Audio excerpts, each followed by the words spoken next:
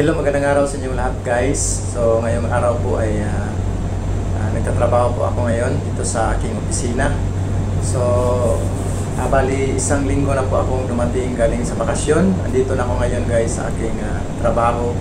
Balik trabaho ulit ako dito sa aking assignment sa Jubail, Eastern Kingdom of Saudi Arabia guys. So ngayong araw guys, papakita ko sa inyo yung kumustahin muna natin yung ating accommodation.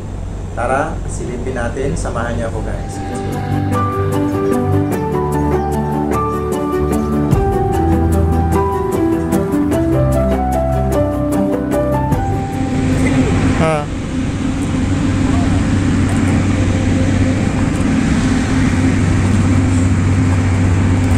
Free only bus.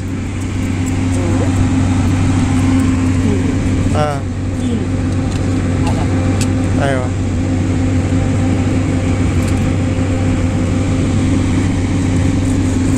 So dito guys, maglalagay kami ng outlet sa tubig, dadaluyan ng tubig para tataniman po namin dito ng mga halaman guys. So ayan, nag-install na po yung ating plumber ng PVC 1/2 inch para kakabitan niya ng tubig guys.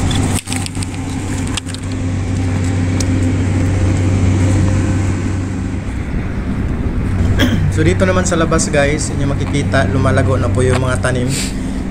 Mga ilang buwan lang ako bago umalis nagbakasyon. Ito na po siya ngayon, malago na siya. Kahit masyadong sobrang mainit ang Saudi Arabia guys, pero araw-araw po itong dinidiligan ng aking cleaner. So ayan po yung aking taga-dilig ng tubig guys. So baka sa sunod na buwan masyadong maganda na siyang tingnan kasi taglamig na po guys. Papasok na po tayo sa taglamig dito sa Saudi Arabia. So nandito lang po kami banda guys sa may Abu Hadriya Road sa may Jubail, Eastern Kingdom of Saudi Arabia guys. So nakabalik na po ako sa aking trabaho. Balikan naman natin guys itong paglalagay ng mga PVC dito sa tataniman ng mga halaman. Ayan, nakabaon na po at saka ready na po siya guys.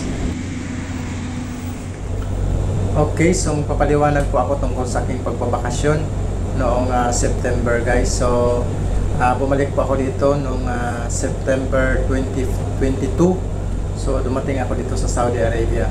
So ito po ang nangyari guys. Bala ko po sana pumunta ng Bohol at mag-ikot-ikot sa sa ibang bahagi ng Mindanao. Ngunit nagka-problema po ako guys dahil po sa aking pag-uwi. Wala po akong dalang pera dahil mayroon pong bagong palisiya yung aming company na yung pera mong dapat dadalhin sa pagbakasyon ay hinuhulog nila sa isang account namin kung saan isasabay sa mga sahod. So kaya umuwi ako na wala akong perang dala guys. So kaya nahirapan ako at isang buwan lang yung aking bakasyon. Pangalawa guys, pagdating ko po sa Pilipinas, nag-a-adjust po ako dahil mayroon pa akong sakit. So ang nangyari po guys, medyo masama yung aking pakiramdam kaya nahirapan akong mag-travel ng masyadong malayo. At saka pangatlo kong rason guys kaya hindi ako nakapunta ng Bohol dahil po ay konti lang po ang pwede kong ma-meet doon kasi yung iba tinawagan ko wala po silang time na makipag-meet and greet. So sayang po yung aking pagpunta doon. Unang-una yung financial natin na problema sa pera. So napakahirap kung isa, dalawa lang ang sasalubong sa iyo doon. Ngunit mag-spend ka naman ng oras, mag-spend ka ng pera, pamasahe, back and forth.